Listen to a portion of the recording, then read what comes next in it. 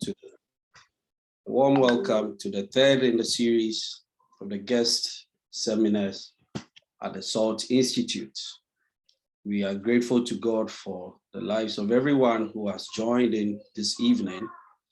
Let me emphasize that the SALT Institute Guest Seminar Series is an academic engagement between staff and faculty of the Institute, and also with seasoned academicians and industry players from all around the world. And this evening, we are truly privileged to have one of Africa's very illustrious sons, all the way from Kenya, join us to share some very interesting thoughts with us on the new trends and innovations and in the digital transformation of Africa. My name is Michael Ama. I'm your moderator, and I'll be doing this together with Catherine Langat from Kenya. Both of us happen to be students of the SALT Institute, and it's our privilege to host all of you to this virtual seminar. Let me simply, before we go into prayer, let me mention that if you would refer to the African Development Bank website and the strategies for transforming Africa, one of them, as shared by their 8th president, Dr. Kiula Adeshina, is on digitizing Africa.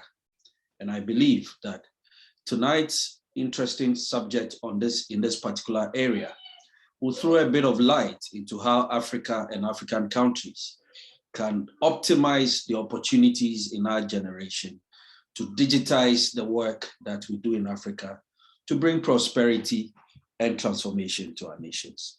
On this note, I welcome all of you gladly to our third guest seminar on the topic Trends in ICT, Innovation and Digital Transformation in Africa. We would request that you remain muted until we will give you the opportunity to ask some questions. While you wait for that, you could engage us in our chat room, whatever comment or questions you might have. And at the opportune time when our speaker is done, we would give room for questions and then he would respond to them. Let me welcome my co-moderator, Ms. Catherine Langat, to proceed from here. Catherine, please, you may proceed. Thank you, Michael, for this opportunity. And before we start, shall we please pray?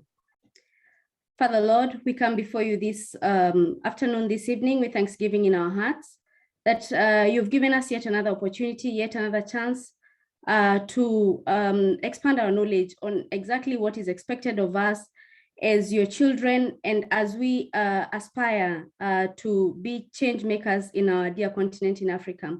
Father, I pray that you may bless our speaker. I pray that you may bless all the students that have joined in. I pray that most especially you may also remember and bless the management of the SALT Institute for the tireless and diligent work that they have done to bring along quite great brains so that they can inspire the next generation. Father, I pray for your presence, I pray for your blessings, and I pray that as we start, may you give all the students a teachable spirit, that we may be able to absorb all that is expected of us, and let it not just sit with us, but let it be a starting point of change, that we may it be a seed that may be able to grow for the praise, the glory, and honor of your holy name. May you help all the connections and the internet connectivity, my God. I pray that may your angels be on guard, and may the Holy Spirit, most importantly, be in our presence and in our midst. We thank you, Almighty God, and we pray that you may journey with us as we start until the end of this session. For it is in the mighty name of Jesus Christ, we pray with thanksgiving in our hearts. Amen. So, and with that, I would like to acknowledge the presence of especially the management of the SALT Institute, all the lecturers and the management of the SALT Institute. I acknowledge your presence in this guest seminar session. I also want to acknowledge all the students that have joined, the students of the SALT Institute, those partaking international relations and diplomacy, as well as those partaking the course on leadership. transformational leadership.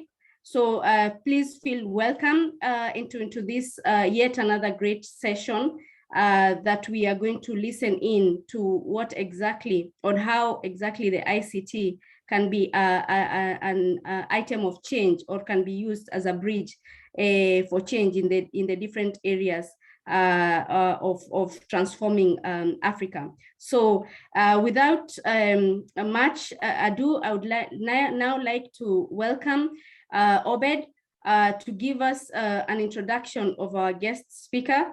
And then we can officially have the guest speaker sharing with us some insight on the trends in ICT, innovation, and digital transformation in Africa. So Obed, please, you have the floor.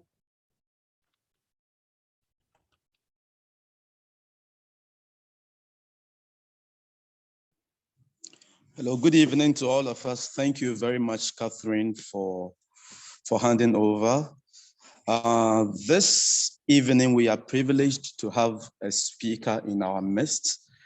And this person is not only a scholar and an enthusiast of digital age leadership, but also an ICT professional with over 15 years of experience in ICT operations, management, policy, and strategy development. He currently serves as the Deputy Director of ICT and Innovation at the Kenyatta University Teaching, Referral and Research Hospital. Between January 2015 and February 2020, he served as the ICT Director at the Jomo Kenyatta University of Agriculture and Technology. He simultaneously played the role of a management board member at the Kenya Education Network between 2012 and October 2019. He was also a core team leader in the Northern Corridor Irrigation Projects, which operates as a joint project of the Republic of Kenya, Republic of Uganda, Republic of Rwanda, and Republic of Sudan in 2016 and 17. His position as a project manager did not only ensure the establishment of the National Contact Center for the support and rehabilitation of persons recovering from drug abuse under the National Authority for the Control of Alcohol and Drug Abuse, but also the establishment of a Citizen Experience Transformation Center for the county government in Nandi in 2018 and 19, respectively. Last but not least, he played an exceptional role in laying the foundations for the digital literacy project for the integration of digital age technologies in schools in Kenya from 2013 to 2015. This person is married and blessed with 4 brilliant daughters. He holds a PhD in leadership and governance, a Master's of Science in ICT policy and regulation, and a Bachelor of Science in Computer Science from Jomo Kenyatta University of Agriculture and Technology. The entire team of SALT Institute, fellow students, distinguished guests, ladies and gentlemen, help me welcome Dr. Mwirlgi Kiula. Thank you very much.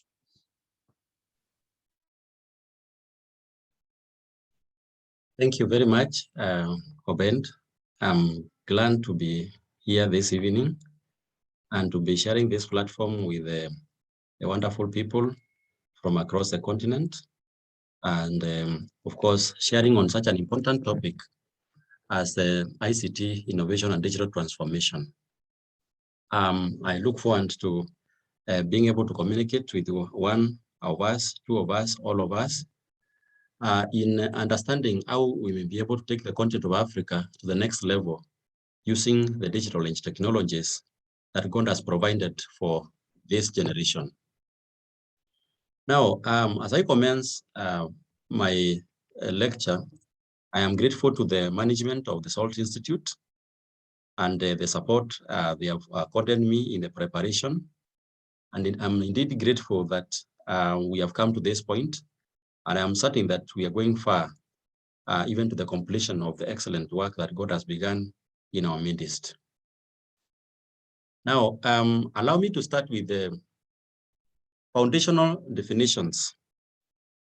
Now, when you talk about ICT, these are simply the technologies that help us to capture, to transmit, to store, to manipulate data in order for it to be able to give us specific insights depending on the domain in which you operate. So in simple terms, the term ICT would refer both to the computers, the laptops, the phones, and all the devices around us, and how they communicate with each other in the local area networks, even to the World Wide Web, and that means also the fullness of the internet. It may be considered also to include the broadcasting technologies such as radio, television, and webcasting, and such that you may have come across in our course of engagement in the digital age. Of course, telephony, including fixed, mobile, and satellite, and video, communications, visual, and video conferencing also become part and parcel of ICT. Now, traditionally, the term ICT has been referring to as collapsed four traditional concepts, and that brings in the concept of ICT convergence. What was originally telecommunications, what was originally computing, what was originally broadcasting, and what was originally content development has now come under one umbrella, ICT. And the reason why this has come is because if you look at it from a simple perspective, traditionally you'd have a radio, which would serve a very different purpose from your TV. If you are privileged in those in the ages before 1990s, maybe you want a landline in your home.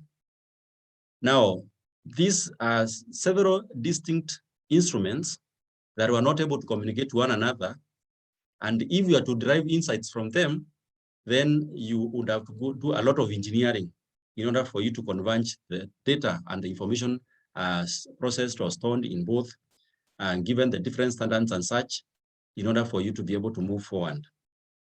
Now, with ICT convergence, all these have come together so that then it is possible to utilize your mobile phone both as a telecommunications instrument, as a computing instrument, as a broadcasting instrument, and a content development instrument. And it's as simple as this. Maybe you are at a wedding, and you know in Africa we love social engagements. So you take some photos and you share with others. The photograph you've taken or the video clip you've taken is actually content.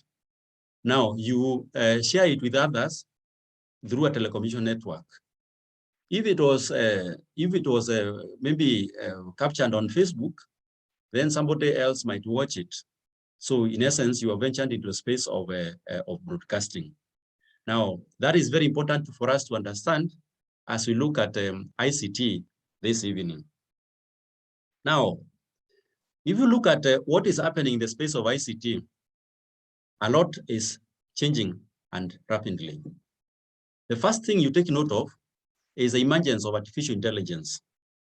Now, artificial intelligence is simply mimicking human intelligence, enabling a device to operate in a manner similar to a human being. Of course, with the limitations from a computing background, it can only follow the instructions we've given or the algorithms that you have given it. Now, artificial intelligence, for it to be able to mimic human behavior effectively, then it is paired together with machine learning. Where machine learning, a machine actually looks at data collected in the past or the experiences, maybe even sensing the environment, process that data, understand specific patterns, and now make decisions on the basis of those insights.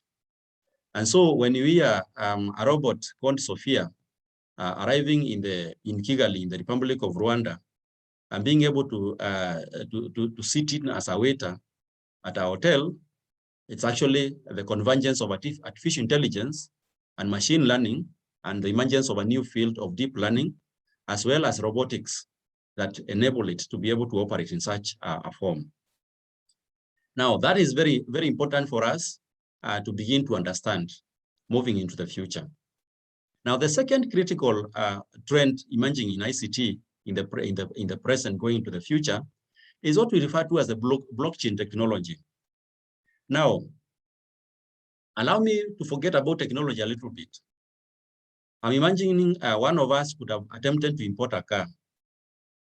Now, before in the ages past, you would have to fill a number of forms at the bank. The bank would require you to have a SWIFT code and IBAN number, and this would require to be confirmed by an intermediary, which would refer to as a clearing house. And then it is a clearing house that would also confirm on the other receiving end that there's another entity which is authorized to receive these funds and to proceed with this transaction. So what was the reason for the intermediary or the clearing house? Say, for example, Credit Suisse or UBS. The essence for that was to, first of all, assure us that there's a trusted entity on the other end, and to assure us that the transaction will be safe. Now, what that meant is that you're under a platoon of lawyers, bankers, and many others in between to help you to create that environment of trust and security in order for you to proceed with the transaction. Now, what blockchain technology comes to do is actually transforms that environment so that intermediation is no longer necessarily by a human being or by another entity, but actually it is mediated by technology. So that the trust and the security is done by a technology.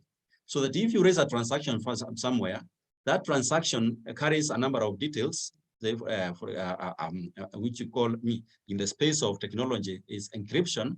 So there's a public key and there's a private key. Now that when that transaction goes through, a block is formed, and that block is uneditable, which means there is a security and there's trust that anybody referring to that block will have the assurance that this is a trusted environment.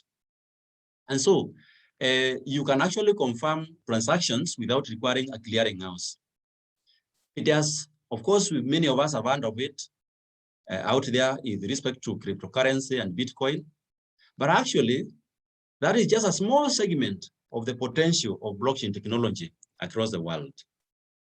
In terms of fund transfers, as I've given you an example of importing a car, settling trends if you're in the share market and such, voting, and many other issues that would be of interest in our environment.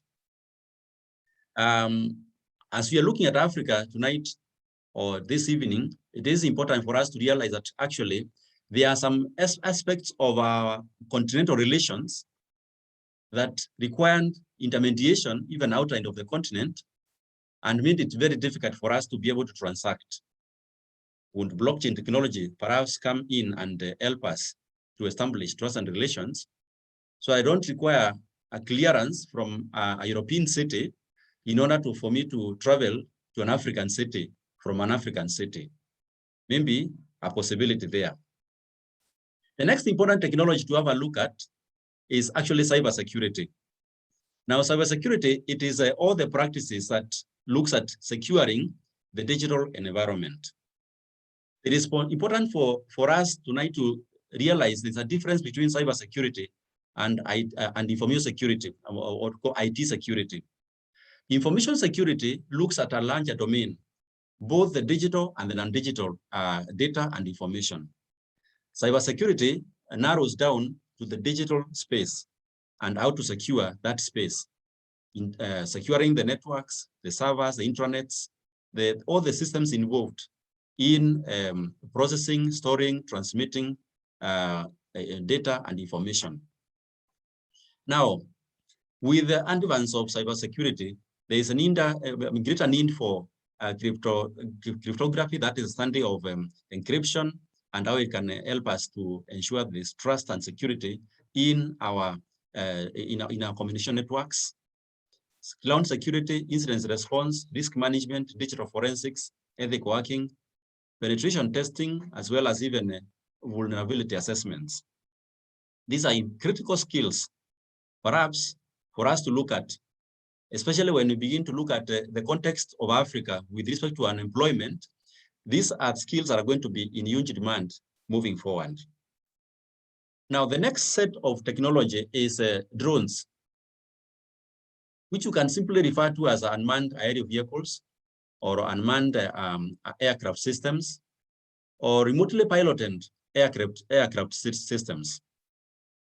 There, you can actually sense the drone is actually an autonomously flying robot. So actually a drone is a robot. Just like you saw with artificial intelligence and machine learning combined together with robotics to actually produce a waiter or a receptionist somewhere in the edges of this world. Now, the special thing with the drones is that they can access areas that human beings cannot access. For example, if we were to sense the level of damage in a flood environment, this would be a very good tool for us to use. So you can imagine, begin to see application in enabling information access and even decision making in, for example, the flood zones. If you look at the background of my video this evening, that is River Mwirlgi in the northern part of the Republic of Kenya.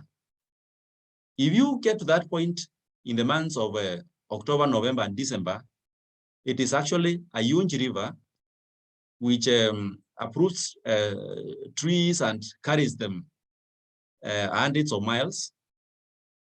And in that season, causes a lot of flooding. Now you can imagine the application of drones in being able to assess the level of, the amount of flooding, if there are any people out there who would need evacuation and such. Very important for us to note. Now, of course, the next critical technology, I'm sure many of us have heard about cloud computing, where you and I do no longer need to invest in huge infrastructure in our environment in order for us to access or to tap the dividends of the digital age. Now, let me shock you or surprise you that tonight that cloud computing is also getting edged out of the trendy technologies moving into the future. It's being edged out by edge computing, where the core thing is that we take the capturing of data, the storage of that data, the processing and the decision making from the center and take it to the nodes. For instance, if you look at the car on that picture, every car, I think from the late 90s, early 2000s, is embedded with huge intelligence. And that is why you can see the emergence of new scholarly domains of mechatronics, telecommunications and information engineering emerging. Now that car, especially where we are, there are cars which are able to study the conditions of the road and be able to make decisions. For example, if you are in a situation of a lane excursion where the vehicle has veered out of the legal lane, that car has technology that could be able to quickly capture that now we have moved out of the lane, process that information quickly, and make a decision. Now, why is it so important for us to understand between the cloud computing and the edge computing? Now, with cloud computing, the car would have to transmit this information to servers out there. And one of the surprising things is we don't have many serious data centers in the continent. And so most of the time, this data that's being sent to the cloud would have to be processed out there in the Far East or the Western world. Now, this latency or time lag between when the information was transmitted, when it arrived at the destination at the cloud center, when the decisions were made and when they were transmitted to the car. Now, a lag of a second for a lane excursion in some of our busiest highways would actually be catastrophic. Now, that tells you why cloud computing, yes, it is very relevant because it solves a set of issues that are unique to our continent because of the absence of huge data centers and such others who will depend on cloud computing in order for us to be able to do serious research, serious service delivery, and such others. But you can see the place of edge computing. Now, if I used cars and maybe I lost the ladies in the gathering, let me use maybe another device, a mobile phone, or maybe a device that senses the temperature in your house.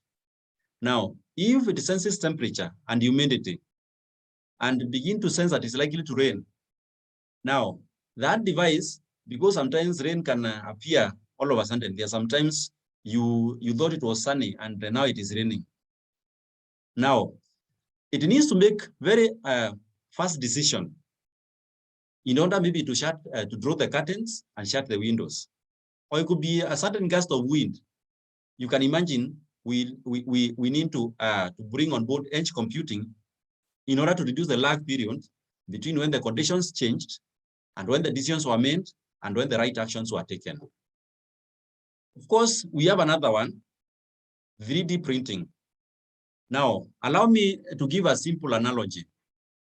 When you're writing with your pen, what happens is that ink is deposited on the paper upon which you're writing.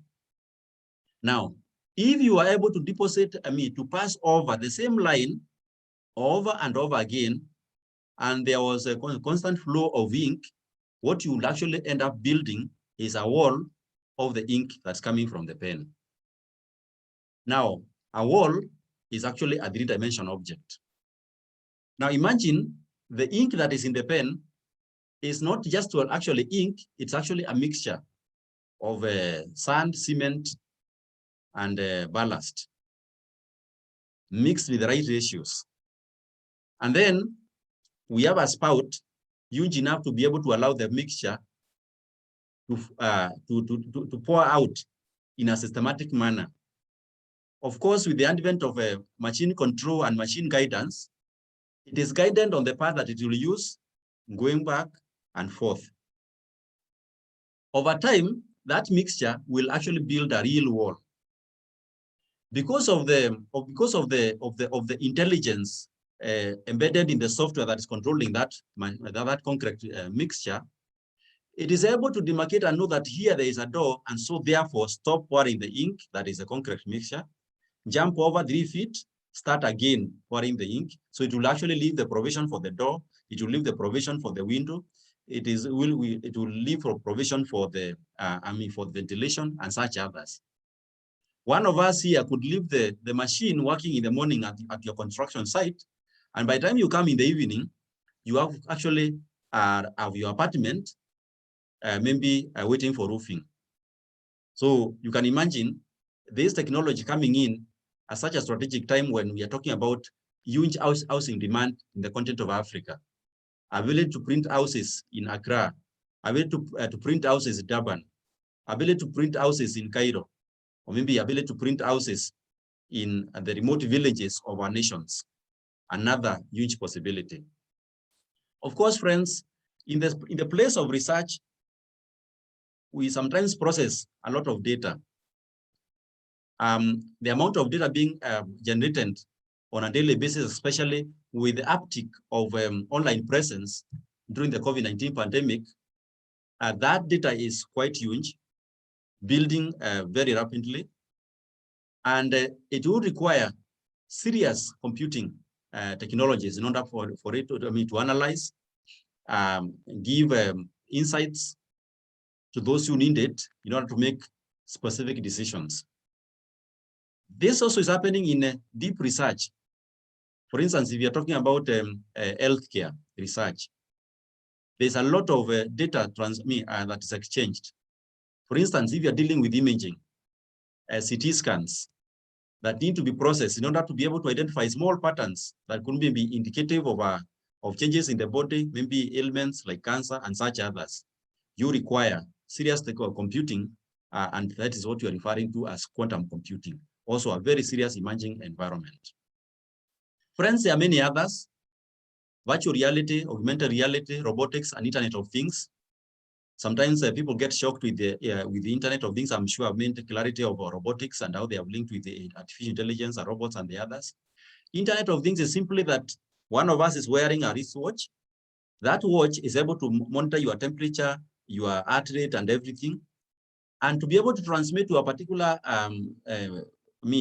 healthcare setup somewhere, which can actually begin to tell to tell that your heart rate is not normal, and therefore send a signal to a physician or to your physician, and the physician is able to give you a call and tell you, hey, we are getting data that indicates that you have an elevation of temperature, and your heartbeat is not normal and such, and be able to guide you as in essence.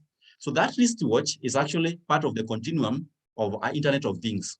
Several devices in the huge network of the digital age networks, being able to monitor specific things, make specific decisions, and help in capturing data and such others is actually fitting in the Internet of Things. Of course, there are others emerging: telehealth, telemedicine, and such others, as you may be finding. I'm sure in this season you may have heard of 5G, with the promise of huge data rates, and of course, enhanced capability of transmissions and volume of transmission and such others. Very important technologies emerging in our times and in our seasons. Now, friends, let's look at this, or what you're discussing, in the context of what the whole world is going through at the moment. Now, if you look at the statistics before you, there has been an increment in amount of online shopping. Now, actually moving into the future, online purchasing is expected to account for that 7% of all shopping activities. Now, that begin to tell you something very serious. Now, as online shopping becomes the in thing, what happens is that both where the grocery stores are, where our homes are, there will be permeation of more technologies to help us to be able to consume this, the benefits that come from this emerging scenario. And of course, notice very carefully, 1 out of all grocery shopping will be ordered online in the African market moving into the future. Now, if we talk about 1/4, take an average of 1.2 billion population in the African continent. We are beginning to talk about 300 million people moving into the online shopping environment. Now, that is a huge, huge online market. And both for those who are handling the actual groceries and those who are in the business of orchestrating how the physical homestand and the physical grocery store converge in order for the homestand to get the groceries they require and for the grocery store to get the revenues or the cash payments for what is being purchased. Huge potential for all of us. Of course, in the context of the COVID pandemic, one of these that has emerged is actually people are moved to work. To work online. In ordinary times, maybe I would be somewhere with you in a Salt Institute in Ghana, and we'll actually be looking at each other physically. But you can imagine, I am seated in the city of Nairobi. I don't know which city you're connecting to, and it's a reality that you're actually connecting in the virtual space. Now, this is going to increase as you move forward. As you note, it's going to move from 3 out of 10 to 3 out of 8. And eventually, you can notice very carefully, 3 out of 8 in Algeria and 1 out of 3 in Ethiopia. Huge trends of movement towards online activity. Now, it also expected that university students, over 80% of their study will actually be spent online. We have under concepts like massively online or open online courses, blended learning, e-learning, and such others. Now, if there was if there was anything that would be considered as a benefit that comes from the COVID-19 pandemic, is that actually we have realized the benefits of the online environment, which we carried out a research in the year 2013, and we noted that there was greater performance of students from the online environment compared to the traditional learning ecosystem. Why? You are able to put better controls in the online environment, like for example, on class attendance, fulfillment of quizzes and assignments and the others, which normally can become a little bit easy in the traditional environment. Even dishing out a register for somebody to sign to indicate that they are coming to the class. By the time the register goes around the class, the lecture is over. You can imagine it's not that is now automated, because the online environment enables all this to be monitored concurrently with the studies and all the others. Now, of course, the pandemic has also shown us there's going to be a huge market for e-health, because as people become more conscious of their health, and of course become less and less amenable to working out because of the infection control, then they begin to utilize more resources from the on the online environment for healthcare provision. Now that is another huge opportunity. And notice very carefully, of those who have used health services in the recent year, actually, at the moment, about 3.6 times per month, but moving to the future, there's going to be 4.6 times per month of the use of e-health. Of course, all these technologies come with a lot of benefits. One, digital inclusion is very important because of the, as you can see, the addition of the online presence, even for communities that were never participating. Of course, issues of safety and inclusive digital spaces are needed now more than ever. That safe and inclusive digital spaces begins already to chip away for what has been the phenomenon that has existed of digital divide in the African continent. And then, of course, issues of access with respect to resilience and sustainable networks, equitable societies is going to be very critical moving forward. And so you can imagine this is a reality in the present and a huge benefit and potential moving into the future. Now, what are the key drivers of the positive growth expectations for the year 2021? One of them is pick up in existing customer business, reaching new customer segments, improving internal operations and efficiency, selling new business lines and products, and all those that you can see. Now, the place of ICT innovation, digital transformation now becomes necessary because they will help you to reach a larger market. Because you are no longer operating in the physical limitations, then it means that you can fetch market for your grocery even across the border. How? Because when you talk, for example, about Amazon, the chain is connected from the bookstore through the logistics chain, including airports, air freight, and the others, even to the delivery in the remote homestead that you think you are seated in this evening. So you can imagine the traditional market for a physical bookstore would not have even reached 100th of the city of Nairobi. But with online, with the digital transformation, you would be able to access the whole global market with your bookstore. Of course, improving internal efficacy and efficiency. When you have systems that are able to collect data, analyze that data, and maybe tell you about the level of satisfaction of your customers, the average turnaround times of your services, and such others, they begin already to inform you about the efficacy and the efficiency of your operating environment. And with these insights, then you should be able to make appropriate decisions as to how to improve. Of course, deployment of new products.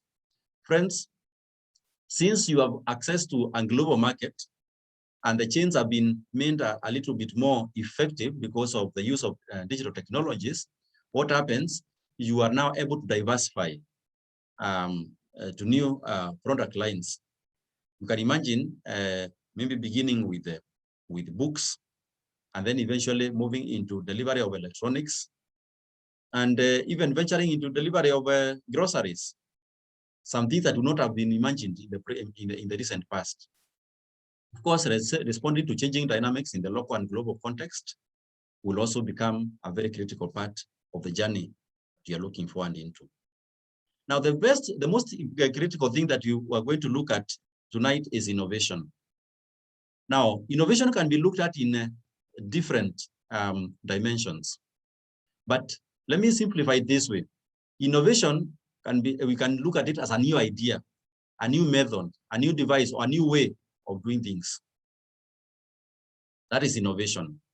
So you can actually say that whereas the Salt Institute would have been comfortable in the days past to offer in situ or physical classes, they have a Salt Institute has implemented an e-campus solution and actually enabled access to learning without the limitations of geography.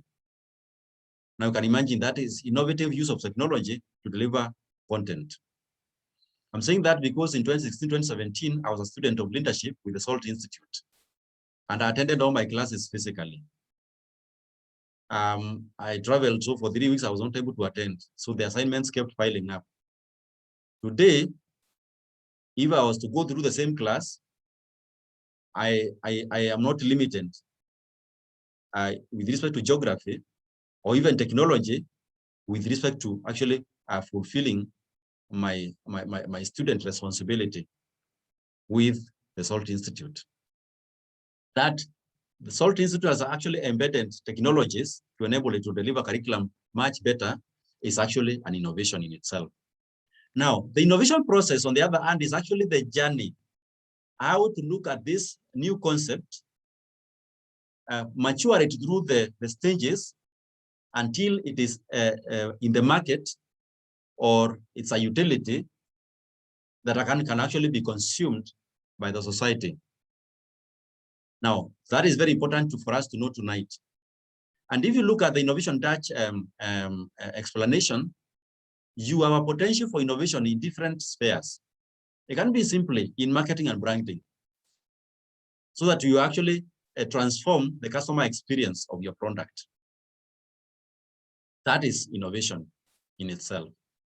Could be about ideas, how you develop new concepts, new ways of looking at the same thing. That is in itself innovation. Courtesy of the chair of the board of directors of Kenyatta University Teaching Referral and Research Hospital, my employer, we just reasoned out people need to sometimes be in teams and just reason out on an open space. So we actually implemented design boards where you just come, we are not going to sit, we have whiteboard markers. Let's share concepts and see if we can agree on a particular idea that can be pursued by the hospital. Notice what one of the board papers I presented in the executive today actually came out of one of those design meetings. So that is a new way. It's actually a new idea of looking at how can we even provide for a better way of looking at ideas or unlocking ideas and such others. So that is innovation. Can be technology, coming up with a new mobile phone. I can see one of the foremost manufacturers of digital devices actually come up with a foldable phone. One of the choices of decision points in selecting a phone or a tablet and such has been the size, because I want to be sure that it will not be too big on my hand or my pocket. Now you can imagine foldable, which means it can be folded to actually meet the space needs for carrying or for such others. So that is a new product. Can be also co-creation. how to engage with the customer to actually work out on a new product. Very important in the environments where we have to go through design and development, where the customers will be part and parcel of the idea and the realization of the product, as well as provided get reviews to be sure that I am satisfied as a customer of what we have at this point. And then we go through the journey and agree that, yes, I can sign off and say, this one I'm also satisfied. That is, you can actually look at it as co-creation. Social innovation, innovating the corporate culture. You know, one of the critical things that we have noted in the content of Africa, whether we look at it from West Africa, North Africa, South Africa, Central Africa, is actually there is a mentality in public service where everything goes. I mean, we are not really perturbed because after all, there's government capitation. But friends, there can be social innovation. Like for instance, the Republic of Kenya introduced performance contracting in the early 2000s. And you can imagine it has brought in a sense of urgency for both the managers and the staff in fulfilling agreed targets. That's also a social innovation, changed the public sector mentality. And the entrepreneurship, developing new means and to fulfill new demands. So actually unlocking the full potential. It's actually part of innovation. Innovating with stakeholders and the business model innovation, transforming how we actually fulfill the business objectives is actually innovation. That diagram with you there is actually giving you additional information, but you can actually note that innovation is a wide space. Of critical is the various forms of innovation, so that you may be able to understand when you begin to answer specific questions about the content of Africa, you may begin to see the place of innovation in it. The next important thing is the innovation process, the journey from the idea to the fulfillment of a particular need in the market or in the population is very important for us to understand. If we are going to be able to uplift the content of Africa, now moving into the future. Now, let's look at the state of innovation in the continent as we speak. Notice the best performance in Africa, we have about just about 8 or so countries in Africa appearing in the top 100. Just about 8 nations in the continent of Africa appearing in the top 100. Does it ring a bell? Does it paint a picture of people who understand the place of innovation or the work of innovation, the innovation process? Now, that will be important for us to be able to interrogate moving into the future. And we will be asking ourselves, how can ICT, innovation and digital transformation, help Africa to actually leapfrog the nations that have gone ahead of us with respect to the innovation? Now, this Global Innovation Index 2020 by the World Intellectual Property Organization. Now, if you come to within the continent, I've given you the top 100, the countries of Africa that are appearing in the top 100. Now, notice very well that it's a very small cluster. And it is not even properly spread. But notice also that when you see white, it is not covered. So we are looking at several countries that are not covered by this. Do they have technologies that can help in reporting? So you can actually, where you will see the white space in the continent of Africa on that map, could be a potential, it's an opportunity for utilization of ICT in order to capture, process, store, transmit data. There could be an opportunity for digital transformation so that the businesses are more amenable to data collection, data analytics, data visualization, and such others. So it is no longer it is no longer laborious to provide data for purposes of reporting the status of affairs. Maybe you're looking at the data, maybe you could have your own reasoning. Now, we're also asking ourselves, is there a correlation between the support for innovation and the prosperity of a nation? Now, look at South Africa, which is considered to be the topmost economy in the continent of Africa. It's ranked #1 in Africa. Look at Tunisia and Morocco. Now, maybe there's no sufficient data to help us whether there's a correlation, but if you are to look at data from across the world, there is actually a note that there is a correlation between the support for innovation, the efficacy in the innovation process, and the prosperity of a nation. And for me, it actually comes very close. The first two startups or ideas that I was involved in taking through the innovation process, one of them is already trending in Kenya, in Ethiopia, in Rwanda, in Zambia, employing more than 40 people. The other one is visible across the networks in the Republic of Kenya in supporting the medium and small and medium-term enterprises, see hotels, monitoring orders, and such others, managing a hotel ecosystem, managing a grocery store, and such others, could be employing now 100, 200 plus. Now, imagine there would have been 200 people without jobs if these two are not being successful as innovation through the innovation process. Look at Switzerland and Sweden, the US, Singapore, and South Korea. Of course, even without data, you have sensed from reports out there that these are successful countries, prosperous countries. South Korea is the home of a lot of the electronics we are consuming. Now, those electronics are actually they are ICT, an object of innovation, and a tool for digital transformation. So you can actually begin to see there's a sense in which we can say there's correlation between innovation and prosperity. So does it paint a picture for the future of Africa if we are to advance?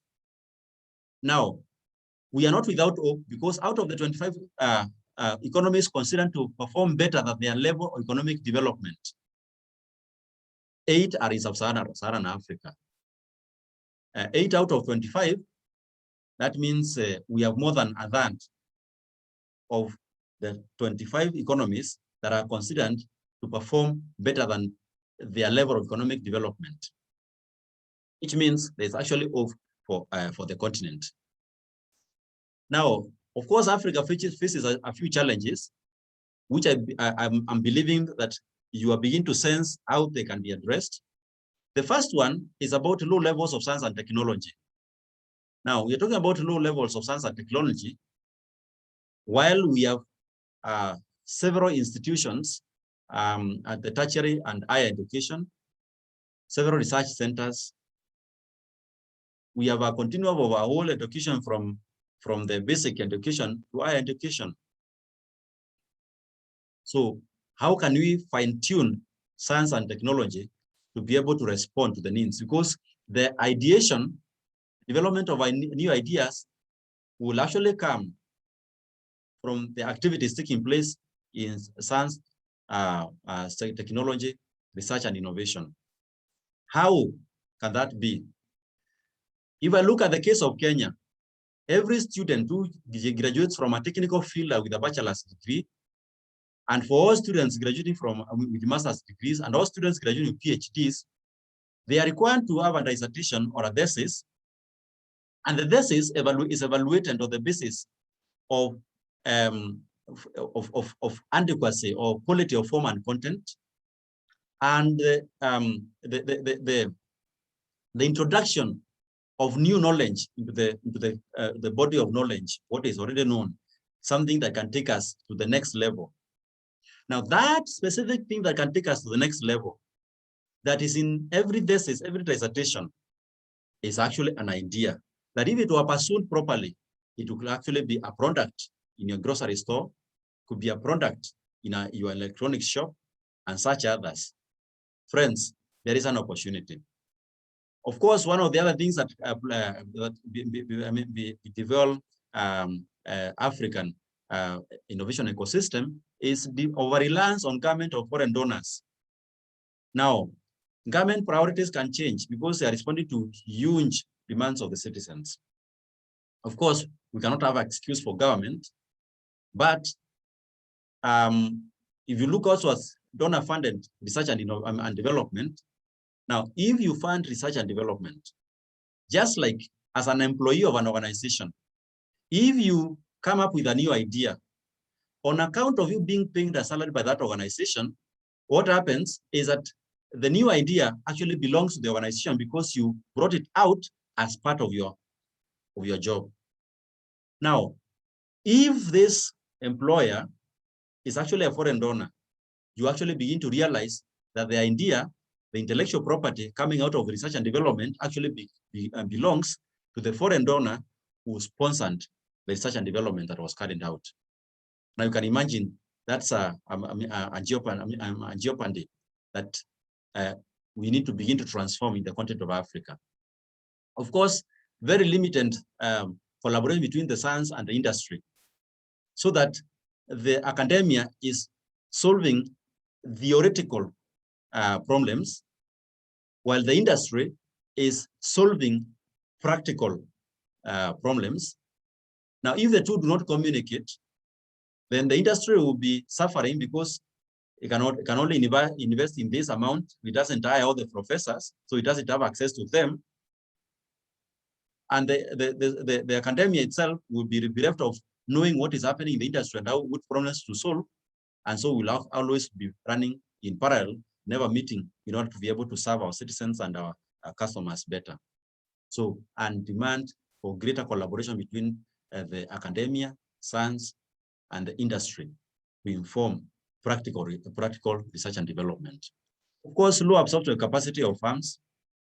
Not many have actually the willingness and the wherewithal to be able to absorb new ideas and to be able to finance those ideas to maturity and such. You limited use of intellectual property, that's IP. Now, if we have 1,000 PhD graduates, let's say in the Democratic Republic of Congo, and out of those 1,000 theses, they are all in libraries and shelves. What happens? That addition to the body of knowledge is actually lying in a shelf somewhere, which nobody will be able to access. Maybe the other scholars may access through the libraries and such and utilize for the next research. Unfortunately, the farmer, the carpenter, the engineer, the architect, who has been waiting for this solution will not be able to get it. You can imagine. Of course, the challenging business environment, as we'll be looking at, one of the, personal experience has shown that we have a lot of issues in terms of our funding to start a new business. Licensing, permits, approvals, capital requirements, and such others. Now, that is an area that we need to engage in order to make it easy for the new startups coming from the innovation ecosystem to be able to establish as businesses, to be able to solve societal problems. Of course, looking at taxation policies, even risk appetite. You can imagine new ideas will come with new ways that we are not used to. Now, if our risk appetite is very low, we might throw out the idea and shut it out with all the potential it earned. And by so doing, what we do end up to? Fewer jobs created, fewer solutions created, and of course, undissatisfied population. Now, for us to be able to advance, we require both the zeal and the zeal in order to be able to manage the innovation environment, the innovation process, the innovation ecosystem, in order to be able to aid the community or the market successfully. That is very important for us to note. Now, Of course, we take note of the last 3-4 years, the rapid transformation that's happening in Africa. This concept from GSMA.com, talking about the innovation quadrangle of Africa, cutting through Nigeria, South Africa, Egypt, and Kenya. With Nigeria and South Africa being the leaders in terms of the number of tech-ups that have emerged. Of course, with Lagos being the top most innovative city by way of hosting 40 plus hubs and incubators and accelerators. Of course, Western Cape, Durban, and others in South Africa. Egypt, with 56 hubs, is the de facto node that connects between the African continent and the Middle East. Of course, Kenya, with the 50 plus tech hubs, is the eastern point of this quadrangle. Now, notice very critically, the new investors and corporates that are flocking to Nairobi every week, it is not actually a boast that I should boast about it, being Kenyan. It's actually for you to put a question mark. The investors that are coming, how do they come? What environment are we providing for them to come? Because, friends, intellectual property needs to be protected. And even the businesses emerging from the innovation activities also need to be protected. And not to mean that we close ourselves out, but also ensure that we have an environment that ensures that we don't, the African environment doesn't get the short end of the stick, which means we also have an opportunity to invest a lot in managing the innovation ecosystem in order for us to ensure that it's actually able to benefit the local context and also provide solutions for the global context. Very important. Now,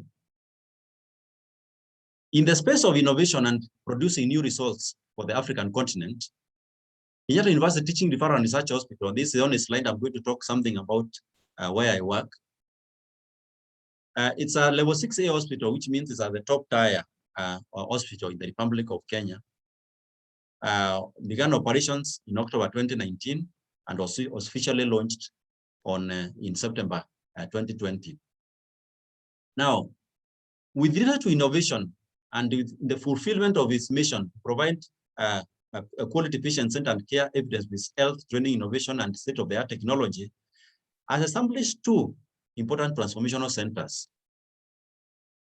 Talk about innovation. Now, the Integrated Molecular Imaging Center comes to fulfill the regional unmet need for what the World Health Organization considers to be the comprehensive cancer care, prevention, screening, diagnosis, treatment, survivorship, and palliative care.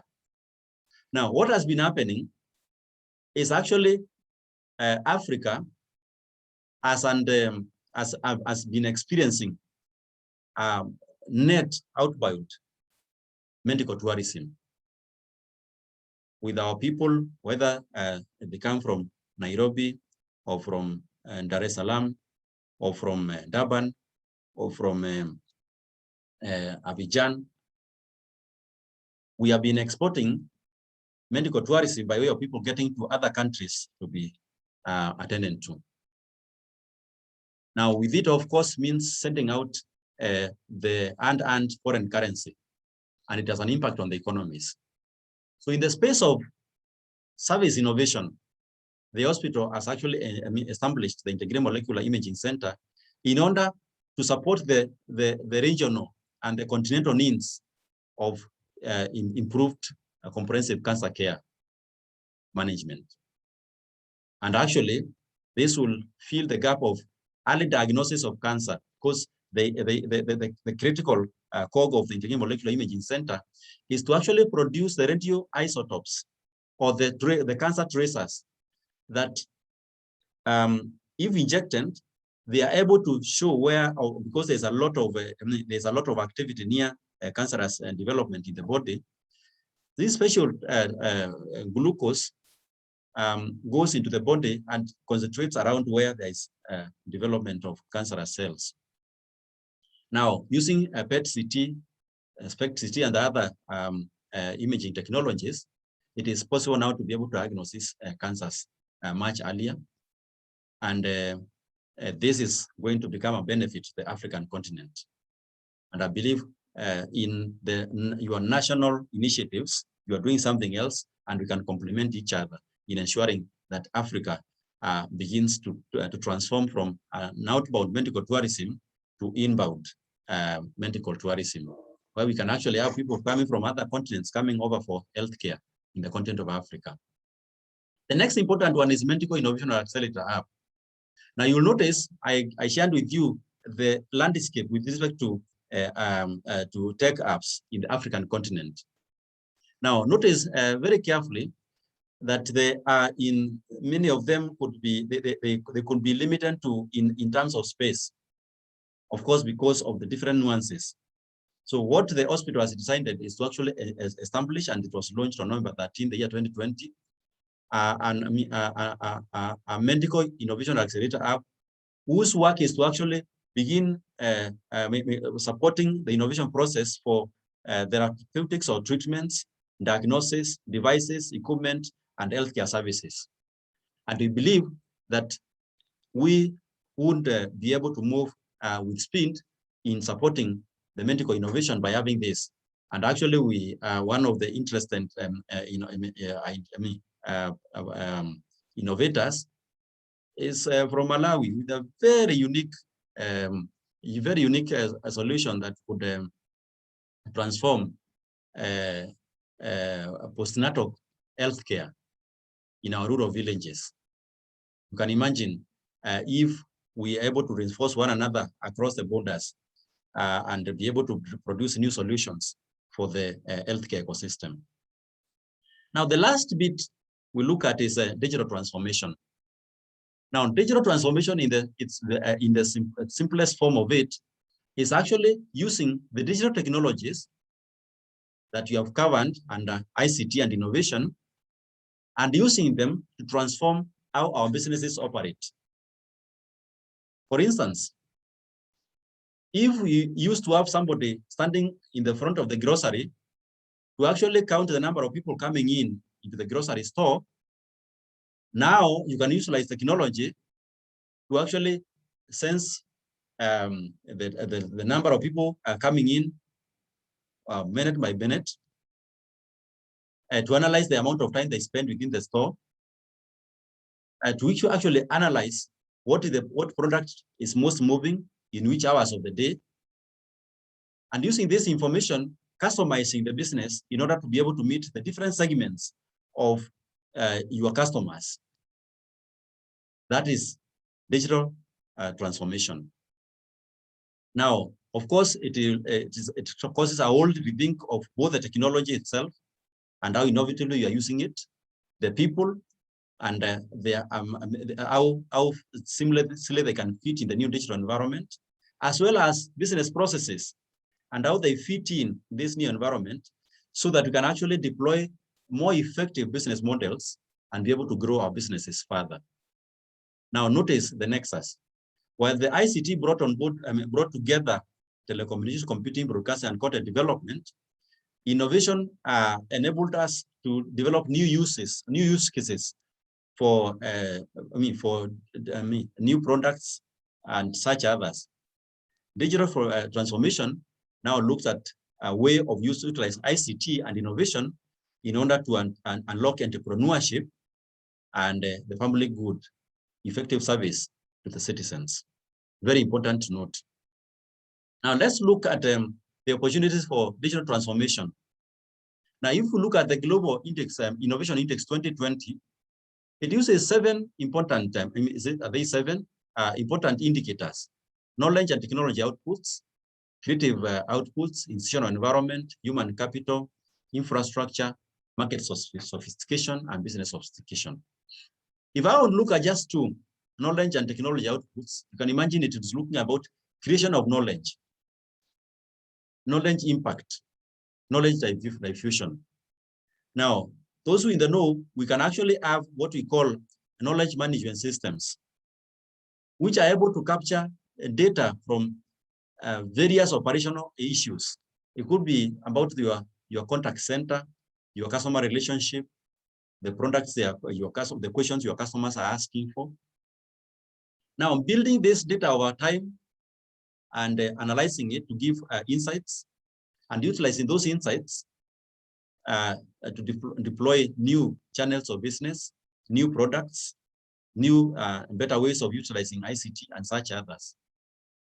Of course, creative outputs, intangible assets, creative goods and services, online activity. Now we begin talking about intellectual property. What is the number of patents? What is how many of them has been moved from just a patent to a commercial product somewhere and such. Now you can imagine this is what the world is looking at in evaluating innovation. Now this points to our opportunity for digital transformation, because on the area of knowledge and technology outputs and creative outputs, that talks about innovation. Now, if you look at the institutions, how to transform both the internal and the surrounding ecosystem in which your enterprise operates requires technology. Friends, your customers have specific demands on your institutions, but also your regulators have specific requirements from you. So you can actually utilize technology in order to make it easier to be able to fulfill the internal demands of your customers, both the internal and external customers, to fulfill regulatory requirements and such others using the nexus of ICT, innovation, and digital transformation. Now, of course, in Africa, we have specific aspirations. The aspiration of the first citizens is first about right outputs. Like, for instance, if I apply for a national ID, there is no way that my national ID should come with a picture of somebody else other than myself. You can imagine utilizing technology in order to ensure that we have a correct match and such others, that the product is right for the customer. Efficiency. If it was producing that ID, I have lived in my few years, but I've really lived in areas where you would have to wait for 6 months to get your national ID. Found myself in the university, a bachelor student, in an environment where if you had a mobile phone and it had a problem, then you took it back to the telecommunication operator, you fill a number of documents, and you left it with the telecommunications operator for 3 weeks in order for them to service it and then come back to you. Now, today, you can actually make a simple call to your telecommunications operator and say, I have a problem with 1, 2, and in a quick discussion with the receiver on the other end, in their contact center, and the problem is resolved. Now, you can imagine ICT has introduced some specific efficiencies. Now, you can imagine these efficiencies are being waited for. It couldn't be about emergency response, a fire somewhere in a remote village. How easy is a government to respond to such a circumstance?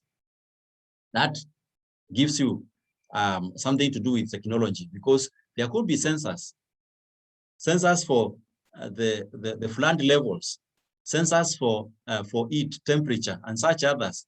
And bringing these data points together can actually make quick decisions. I can go to the emergency response network and be able to evacuate people and property to safety much easier. Of course, anything we are carrying out requires evidence, because it's from this evidence we learn, derive new patterns, and make decisions for better care or better services. And of course, we are operating in a transformed environment where I am in a village, but actually I'm engaging with the rest of the world. So access to inputs for my business and access to the markets, global markets for my products, quite an important aspect moving forward. Now, how do we engage with this? The first point, as we look at how to engage, is the African context with respect to I've just looked at 4 critical areas that inform the African continent at the moment. Now, with this to food security, the African Center for Strategic Studies indicates that over 100 million Africans face crisis, emergency, catastrophic levels of food insecurity in 2020.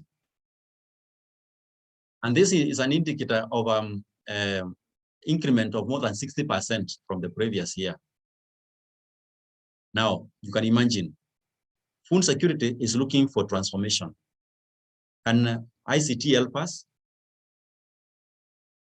The next critical point is unemployment, with an indication that actually the employment population ratio indicates that the working age youth population, whether they work in a properly paid and adequately compensated environment or not, actually is 40%.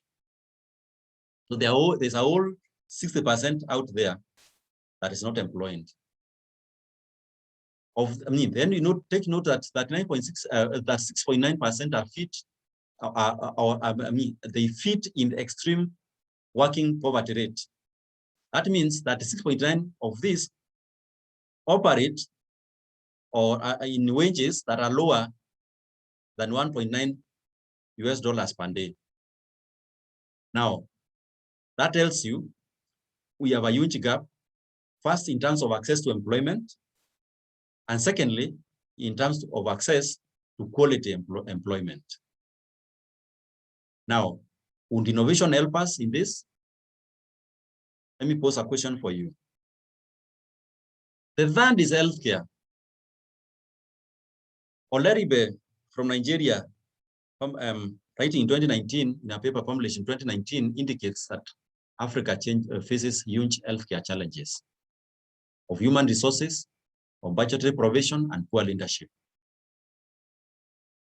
Now, and the other indicator that 5,000 people leave Nigeria every month for various forms of treatment abroad. And this constitutes to $1.2 billion lost from the Nigerian economy. What could digital transformation, what could innovation, what could ICT do to help us to bridge this gap? Because this picture we see of Nigeria, I can assure you, it's the same picture in Kenya. Could be the same picture in any other of our African continent countries. Again, another opportunity for us to review this and look into the future. In the space of housing, the International Finance Corporation indicates that African cities become new home to over 40,000 people every day, many of whom have no cover over their heads. 40,000 per day. Now, and look, the shortage in terms of housing in Kenya is an estimated shortage of 2 million houses. So friends, if there are 40,000 people coming into one of our cities, if it were Kenya, now how many, what time will it take for the last 40,000 person to have a cover over them, if they were in Kenya or if they were in Nigeria? Begin to contextualize it in the environment I painted for you with the digital, the ICT trends. And 3D printing help us to arrive at more houses per unit time in order for us to have a roof over the ends of these 40,000 per day people arriving in our cities. Now, friends, if we were to plug into this, one of the areas that we need to plug in is actually the visions and the dreams that have been given to our leaders. And I am speaking this knowing that you and I are leaders and actually need to take it that seriously, whether you are a leader of 2 or of yourself or of 1,000. Now, Africa Vision 2063 seeks to improve in terms of incomes, jobs, and decent work, to alleviate poverty, inequity, and hunger, to improve on social security and protection for persons, including those with disabilities, and make modern and livable habitats and basic quality services. Do you see the place of ICT, the place of innovation, and the place of digital transformation? Do you see the place of 3D printing or drones or robotics? Now, if I come closer home, the President of the Republic of Kenya in the year 2018 rolled out the Big 4 agenda. whose core focus is about food security, affordable housing, manufacturing, and affordable healthcare. Is there a place for ICT, for innovation, and for digital transformation? Without attempting to answer for you in your own environment, looking at the visions that have been given to the respective presidents of the nations you represent, I am asking myself, what is the role of the IT in order to be able to address these ones faster? As a hospital, we have implemented a hospital management information system in the last year, being able to manage the end-to-end journey of a patient, and being also able to manage the end-to-end journey of our staff, a new recruit, all the way until retirement, financial, procurement, and such others. Now, by introducing that efficiencies into the system, maybe it will contribute to affordable care for all. You can have a look at it from your own dimension. Now, I would invite you to also look at your national visions, whether it's from the president or from a previous president or from your national instruments of governance, medium-term plans, and such others, or regional visions, the ECOWAS, EAC, South African Development Community. Have you engaged yourself with those documents and began to see how ICT, innovation, digital transformation can actually plug in to help your nation, your region, our continent, to be able to fulfill the targets captured in their visions and their dreams? Friends, I am not lost to the fact that we are gathered under the banner of the SALT Institute. There are several models of engagement I can borrow from the Bible. The first is the Moses model, so I put it. Spending time at the mountain of God to receive instruction. The law of Exodus 19, chapter 19, all the way to chapter 31 is actually of Moses, spending time to be able to receive instruction of the small things and even of the big things. And when he comes down, as you notice in Exodus 31, verse 1 to 6, he has also been instructed who to choose to be able to accomplish, and even the criteria to choose one who will do that work, one with the spirit of the living God, with the ability, the skill, and the knowledge, even with teamwork, because he was to work with all here, in order for that which instruction was received from the mountain of God to actually become realized in the space of where we dwell, our realities. The second model of engagement or plugging in order to utilize ICT and innovation and digital transformation is the Pharaoh model.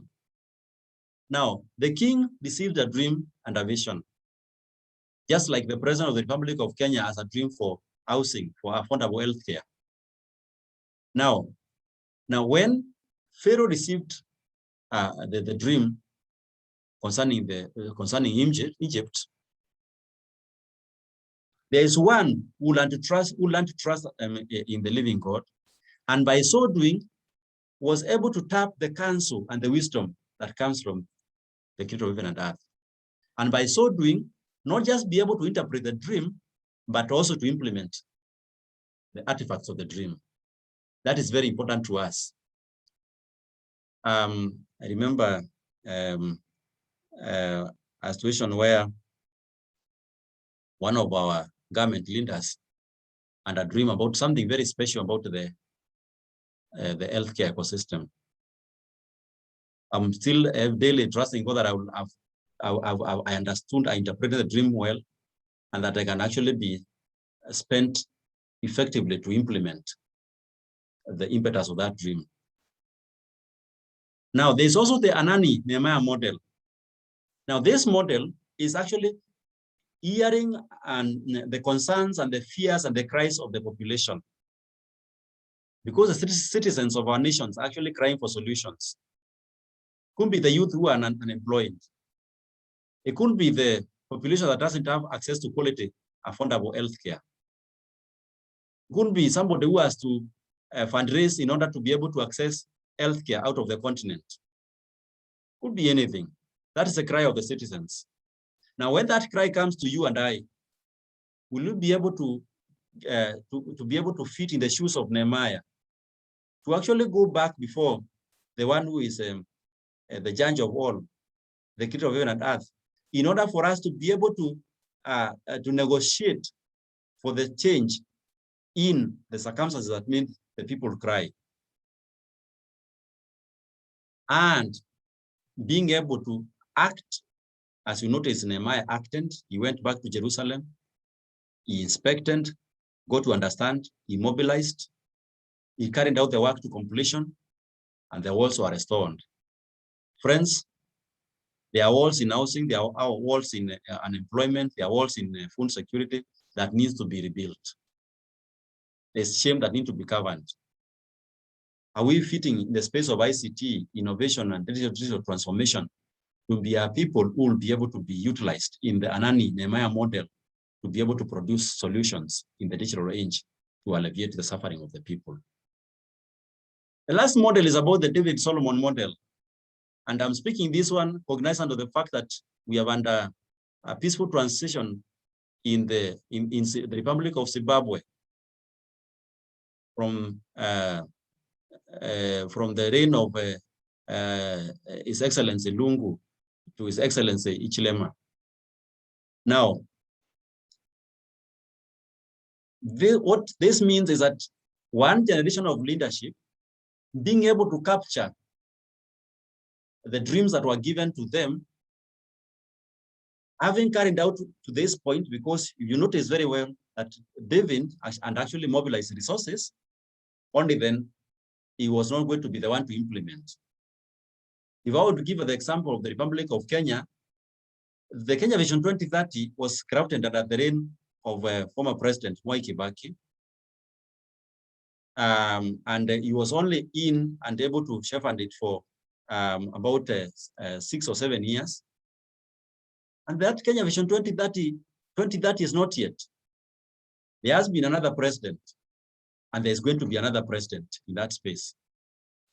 How effective are we as Davids and Solomons? And I'm talking to us as leaders, and as also speak to speak to the space of leadership in the continent of Africa, to be able to capture the dreams, quantify them, and be able to hand them over to the next generation in order to ensure that the implementation never ceases, even until the artifact that for which God sent the vision is realized to the benefit of the population that has been crying and yearning for solutions. Friends, we have a call there.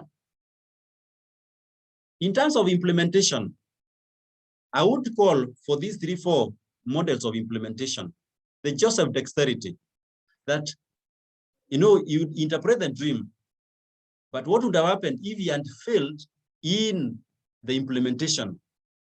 Being able to govern properly through the 7 years of plenty and be able to ration properly so that not one day of the 7 years of famine will be left unattended to. What will be the space of IT, telecommunications, others, in order to be able to give impetus the dexterity of Joseph in fulfilling the desire of the nation? There's a Bezalel spirit leading Israel to do the work, and actually acknowledge Exodus 39 verse 42, that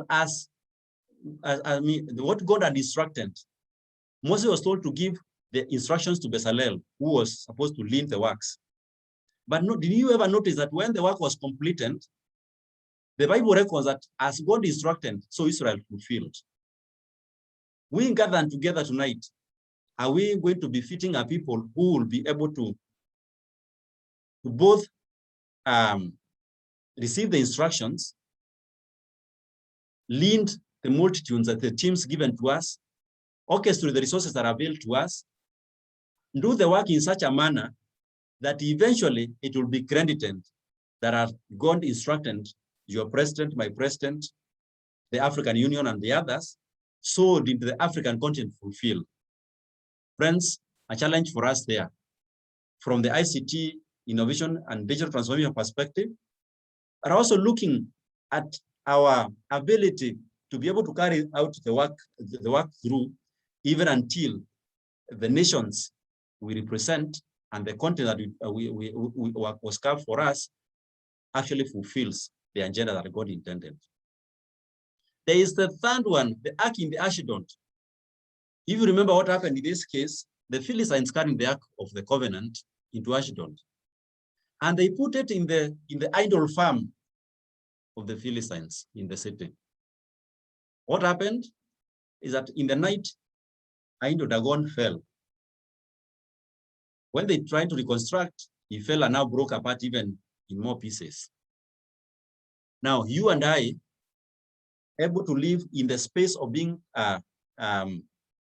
temples of the Holy Spirit, that where we are sent, and for the assignments we are sent, we are able to actually demonstrate results. And because digital transformation doesn't look at computer professionals, doesn't look at IT professionals, no, it doesn't look at data scientists, no, because it's a full business getting transformed by digital transformation. Are you and I going to be able to transform the spaces we find ourselves in? And so that those spaces will experience the transformation or the change that was experienced in Ashdod, or even experienced in the household of Obed-Edom, because when it moved from Ashdod, it went to Obed-Edom, and for 3 months, there was a great transformation.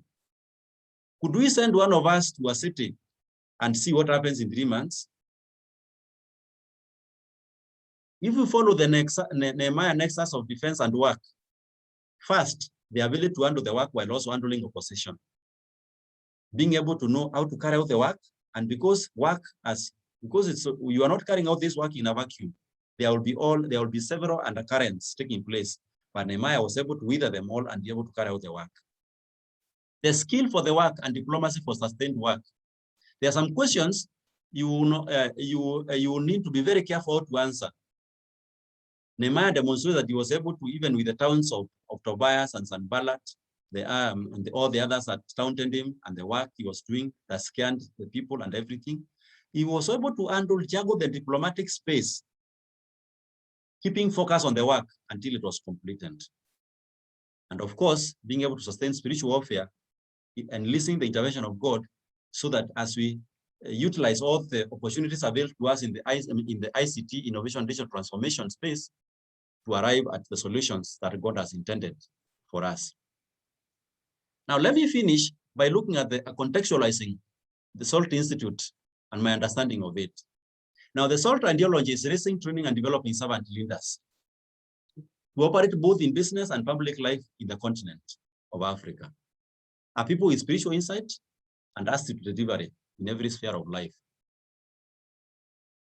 Do you contextualize yourself as one who will be able to get snugly fit in the ecosystem of the SALT ideology and be able to tap in on the digital space and apply it to transform the spaces we find ourselves in? Of course, SALT programs, leadership and management, international relations and diplomacy, effective leadership and management with relevance and concern for the people. You can actually imagine that Nehemiah looks like he was actually a very good student of the SALT programs. And he actually did all the programs available because he exhausted the space of leadership and management. When opposition came, he was able to handle it diplomatically. And he was able to address all the concerns of the people even until the work was completed. And actually realized the work was completed in record time. Now, the SALT outputs and outcomes for those who are in the process, and all of us, all of us who are capturing this, the ideology, producing servant leaders for public life and market space, and filling the missing gap in Africa with respect to tapping the opportunities available in ICT, innovation, and digital transformation in order to give Africa a new experience. Friends, that is my few thoughts. Let me now pause for feedback, questions, and answers. Thank you. Asante sana. Over to you, Dr. Michael. Wow. Thank you very much, Dr. Kiula. A very long and worthy presentation indeed. We are truly grateful. So I would hand over to my co-moderator, Catherine, who will take us through. Catherine, please take over. Thank you so much, Michael. And thank you, Dr. Kiula, for this very interesting topic on innovation, digital transformation in Africa. I would like to just briefly share a summary and then maybe just narrow down to a couple of questions. There has been some interesting, some interest in the discussion, and we've received some questions. So indeed, I would like to reaffirm the evidence that innovation and digital transformation in Africa is salient. And maybe just 2 incidences. First, having listened to the fact that you had to be in SALT class physically in Accra back in 2016, clearly, I personally am a testament that having SALT offer virtual learning motivated me to enroll in this course that I'm currently pursuing. So that's really, of course, an outcome of innovation. And secondly, just to maybe briefly share with all the participants on one story or one exchange on M-Pesa, which is a mobile money transferring that is that started in Kenya. So it's really an innovation in mobile financing. And there's a Canadian friend of mine who could not understand how someone in Africa, in a village in Africa, sends money to another person in another village in the other part of the country through the mobile phone. And clearly this is one of the concepts that came through innovation. Currently, there are now ripples inspired from this concept, not only in Africa, but also globally. So most certainly global trends in ICT is going upwards with all that you have mentioned. And we in Africa, really we need to continue being, or at least ensure that we are in the digitalization map. And clearly from what you have also highlighted on the trends in COVID-19, thanks to the statistics that you have shared, it's clear that ICT innovation, digital transformation in Africa is necessary to respond to changing dynamics locally as well as globally. It's quite encouraging to hear the correlation, or rather an insight to hear the correlation between innovation and prosperity. And regrettably, there are several challenges Africa faces in the innovation sphere. But this notwithstanding, I very much like the statement that there is hope. And without doubt, in as much as there is a missing gap in Africa with respect to opportunities in ICT innovation and digital transformation, thankfully, one of the output and outcome of SALT is to produce servant leaders for public life and the marketplace, equipping them with all the necessary skills through, for example, this insightful guest seminar. So thank you so much for offering your insight, Daktari. Asante sana. And now briefly to some of the questions that we've received. One, and I'll just take a few and then have you respond in the interest of time, is narrowing to security aspects of, for example, the telehealth that you have mentioned, where the signal of the wristwatch is sent to a physician. 2 questions. One, are these machines produced in Africa? And secondly, if not, that is, if it is produced abroad, most chances being that then in case this data is in wrong hands, what are the security measures? So that's one question on really the security of, for example, telehealth. And then the second question is really on digital control. So would you shed some light on digital control concerning privacy and specifically data mining? What, in your experience, what do you have to say on that? Is it a form of neocolonialism? And finally, a third question, and maybe have you respond, Dr. Kiula, is very interesting discussion on blockchain, motivated by the statement trash in, trash out. How is the integrity of blockchain assured? And what is your take on blockchain use on tracking and tracing to counter fraud in different fields? So please, Dr. Kiula, if you could respond to this, and then maybe if we have the time, we can take another round of questions. Please, Dr. Kiula, you have the floor. Thank you very much, Christine. Now, allow me to first of all appreciate the people who have been able to raise those questions. Sorry, I sent Christine is gathering. Thank you very much. Now, on the first question of the security of data on telehealth. Now, first, solutions in the healthcare also have a specific standard that they have to fulfill. There are several out to HL7 and such others. So it's expected that any such product would have fulfilled those requirements in order for it to be allowed to be useful. This data, of course, that is why in rolling out systems for whether for telehealth, for education and such others, cybersecurity is a critical component. Just to let you know that this is the reason why there is an accelerated implementation of data protection across the world. Of course, Europe led the way in 2018 by rolling out the general data protection. And many nations are moving quite fast to effect the data protection regulations. In Kenya, the Kenya Data Act was passed in 2019 and it's becoming effective just to ensure that data cannot be released without, cannot be collected or released without consent. And that data is only released to authorized parties. And to reinforce this, most institutions are actually going to reinforce information security management systems, which is part and parcel of addressing both the larger domain of IT security and the specific domain of cybersecurity. So yes, there are all the potential lapses, but we already begin to see proper mechanisms being put in place to protect. As the question of data and where it sits and the ownership thereof, of course, this remains a big question in Africa, especially to the extent that most of the big data centers for cloud computing have not found a place in Africa. Now that, of course, begins to speak to us about how do we orchestrate our lives and times in leadership and in implementation of visions to establish data centers in Africa. And this is usually stifled by clean, supply of power, clean power. Of course, labor force, of course, talents and such others.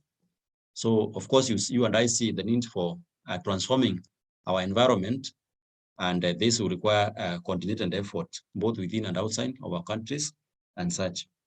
Now, with respect to the integrity of blockchains, now, you notice from my explanation is that blockchains operate on the basis of trust and security. Because when a transaction goes through, that block is actually dried and it's no longer editable. Now, that is how the blockchain technology is able to ensure that data integrity is sustained. Because there are three critical elements for data, for data, of course, for information security, that is confidentiality, integrity, and availability. What blockchain then means is that data, because it is using a public and private key. Now, that those keys ensure that only those who are authorized to access have access. So balances between confidentiality and availability. And since only those who are allowed to access have access, then the integrity of the data is assured. Of course, to let you know, just like any other algorithms, it could be prone to errors, but as the ICT space and as advanced over time, we are becoming less and less prone to errors. And of course, with the investments in cybersecurity and IT security, data is increasingly much more secure. What would you do is actually to manage the risks. And that is why in the IT management in every environment, we have several layers. Start from the device I'm using, whether is it on passwords, and whether it is transmitting data, is it a secure network? And if it's on a secure network, is it exchanging through a secure data center? Is there a firewall or something that protects what is going out or what is coming in and security and such? So all that works together to ensure that we have integrity and of data. We are only allowing data to be accessed by those who need access and such. I am hoping that I've answered the three questions well. Thank you. Thank you so much for indeed answering the questions. And I see we have a few more minutes, and therefore I can take a second round of questions and let you respond to that. So maybe I can quickly read what we have and see if we can get the chance to have one person who has raised their hand to pose a question. So I'll take two of the questions which are somehow similar, following what you've mentioned on food security. So technology has resulted in increased crop and animal production through genetic modification. This technology has, however, been criticized for the health risks GMOs pose to humans. Is our agriculture sector not endangered through these technological innovations? And a question that is also relating or rather close to that is, what are the ethical dimensions of some of the innovations we see in our generation, such as cloning? And maybe a final question, and then maybe allow you to respond is the security of our banks and financial institutions not at risk, considering the numerous incidences of hacking enabled by advanced technology? So maybe Dr. Kiula, if you could respond to this. Thank you very much, Catherine. Now, on the first question on increased crop production and the application of technology thereof, of course, with the new advances in genetic engineering, genetic editing, and such others, of course, there are several unanswered questions. But I can assure you, the environment has also changed quite a bit, because right now, to be able to operate in some of these spaces, you need to have ethics committees at various layers. If I look at the case of the Republic of Kenya, there are ethics committees who look at every aspect of the matter at hand and be able to guide as appropriate. So the question is, how many of us have actually invested in getting to understand these ethical issues? And so if we find ourselves in such a circumstance, what do you do? Now, should the risks also make us fail to tap on the dividends coming with technology? I would say not at all. Reason being, I can approach it from another way. I can increase crop production by using ICT, especially like the space of Internet of Things, to regulate, for example, like water for irrigation, so that we have a device at the root of every crop that looks at the amount of soil humidity, the temperatures, crop stress, and such others, and just gives instruction to the irrigation system to release the right amount of water to only that crop that is under stress. You can imagine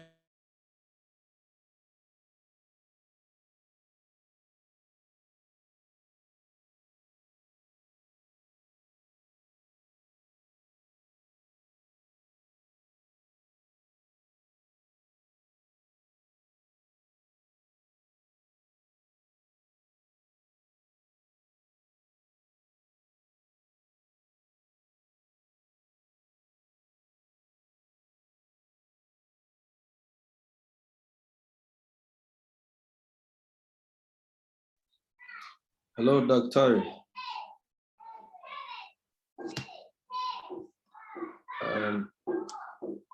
Catherine, can you hear us? Well, I think we just lost his sound because I cannot also hear. I'm back now. Oh, thank you. Okay, great. Great. So I was saying that finally, in handling the ethical issues concerning GMO food crops and the others, we can utilize ICT technology to reinforce one another across the nations in order to address the ethical questions and address one another. And I can imagine we have had issues happening around Africa. I remember seeing a poll telling us to support one of our nations when it was put under stress on some issues that we consider as unethical in Africa. And so we can also utilize technology directly and indirectly to answer the questions that come. And the last question on the security of banks and the risk thereof. Of course, there is risk in keeping the money under the mattress I don't know whether that vocabulary is known from your nations, but at least it's known in Kenya. Money under the mattress, that way you don't bank, you just keep it, the mouse in your bedroom, and the money in your bedroom. And there is that attend to that. Now, the bank maybe provides a better solution, and in the use of ICT, there are risks also involved. But what is emerging that actually banks invest in quite huge, they have a huge investment in ICT security. That's why you may see that many banks have online platforms for transaction, but then they also employ two-factor authentication, so that I will log in with my password, but a code to be sent to my phone, and I will have to fill that code to confirm that it is myself. So there's no way that I could be logging into my account from another city, and my phone is another city. So yes, there are risks, but then there are also means for mitigating the risks. And so it's always a journey of balancing between the benefits and the risks, and how to mitigate the risks that are about. Thank you very much. Thank you so much, Dr. for responding to the question. And indeed, this is quite an interesting discussion we see, because yeah, innovation is something that everybody is enthusiastic to do, even at home. We want quicker, phones which are next level and what have you. So has really raised some interest. Now I do not see the hand that was raised previously, so I suppose that you have responded to the question, maybe in one of the question has been responded in one of your interventions. So with that, then I would like to now pass the floor back to Michael, and then just to wrap it up, also considering the time. Thank you so much once again, Dr. Kiula, and Michael, you now have the floor. All right, thank you. Thank you very much, Catherine. And many thanks to you, Dr. Kiula, for such a very thought-provoking discussion held with us this evening. We have one of our very prominent students who would, on behalf of the Institute, express our corporate thanks to you. So let me welcome my good friend and brother, Samuel Mahama Seidu, to do us the honors of expressing our vote of thanks to our speaker. Samuel, if you could hear us, you may kindly unmute and go ahead. Hello, good evening. Yes, good evening. We can hear thanks you. so much for the opportunity to express our gratitude to Dr. First and foremost, we want to say how grateful we are to the Almighty God, especially with what he is doing with SALT Institute, raising generational leaders. And also we want to express our sincere gratitude to Dr. Boniface Mwirlgi Kiula for the insights that he has shared with us this evening. We are very, very grateful for that. And I mean, to our administrators, our instructors, and all who have contributed, I mean, in putting this together, we can't thank you enough. We are very, very much appreciative of what you are doing. And also to my colleague learners, God richly bless you for also turning up, and I mean, for this great seminar. So thank you so much, and hopefully next 2 weeks we'll meet again. God bless you. All right, thank you, Samuel. We are truly grateful to you. Tonight we had some of our distinguished faculty members join us in this meeting, and we'll just briefly acknowledge them. I had seen Ambassador Luvishi Abedu on the call. I'd also seen Dr. Elza Batanko also on the call. Thank you very much, Doc, all the way from South Africa, joining us. I'd seen also Ambassador Elizabeth J also joined the call. Thank you so much, Ambassador, for joining us. And I'd seen also our father and our mentor, Ambassador Dr. Kojo Alabo, also joined the call. We're grateful. If there are any others who joined that we couldn't see and acknowledge you, please forgive us. It's not deliberate. And Dr. Kiula, we are indeed indebted to you. For those of you who do not know, Dr. Kiula is also one of our distinguished scholars and faculty members. and he teaches very sensitive courses which are core to our leadership and management training program. And we are truly, truly grateful for the in-depth research. In fact, my head got lost somewhere in the middle of it. I said, no, there's too much information for my non-tech head, but it's amazing the things which are happening around our world and how Africa can cash in upon these to bring change and transformation to our continent. So friends, faculty, students, and guests who joined us from around the world, thank you for the time well spent with us. We wish you the very best and let the conversation continue. For you, students, please be minded that we will have to continue this discussion on our various platforms, particularly on the e-campus, where we would have to submit our responses to the question which will be posted, God willing, tomorrow. I want to remind all students that these are compulsory engagements that every student must be keenly involved in without excuse. We would announce through the various channels what our next guest seminar would be. We are waiting some confirmation from the speaker, so that's why we couldn't announce that tonight. If you need to contact the SALT Institute, you can see our contact numbers, telephone, and email on your screen. Please feel free to contact us for any inquiry about the programs we run or upcoming events at the SALT Institute. Let's share a word of prayer as we bring our meeting to a close. Lord, we are indeed grateful and thankful to you for a time well spent in your presence. Thank you for Dr. Kiula for the amazing, amazing in-depth knowledge shared with us. We ask that you replenish him and bless him abundantly. May this be of great benefit and transformation to our lives and our continent. In Jesus' name, amen. And also my thanks to my co-moderator, Catherine. We want to remind our student leaders that very soon, this responsibility of organizing the guest seminars, as we have explained, will be turned over to you. So please brace yourselves up for this esteemed challenge. Adios, friends. God bless you and good night. Asante sana, good night. Good night, Doc. God bless you. Amen.